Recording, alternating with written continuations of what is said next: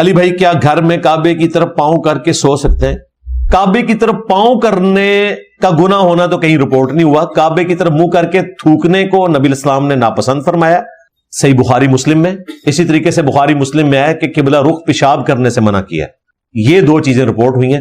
پاؤں کرنا کہیں منع نہیں ہوا. اگر کوئی کرتا ہے کوئی گناہ گار نہیں ہے, بلکہ بعض صورتوں میں تو آپ کو پاؤں کرنا پڑتا ہے. جو مریض لیٹ کے نماز پڑھتے ہیں ان کو قبلہ رخ پاؤں کروایا جاتا ہے اور سر کے پیچھے تکیہ رکھا جاتا ہے تاکہ چہرہ قبلہ رخ ہو.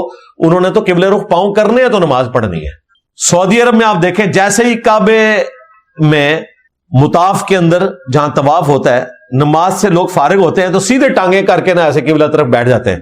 یعنی عربیوں کی یہ عادت ہے, وہ اپنی ٹانگوں کو سیدھا کرتے ہیں تو ایسے. وہاں یہ گناہ کوئی نہیں ہوتا, یہ پاکستان میں ہی ہے. بلکہ پاکستان میں تو کہتے ہیں کہ جی اگر کعبے کی طرف کوئی ٹانگیں کر کے سویا ہوا ہے تو اسے جگا دیں, اور اگر کوئی بغداد شریف کی طرف ٹانگیں کر کے سویا ہوا ہے وہ لتیں ہی کاٹ دو.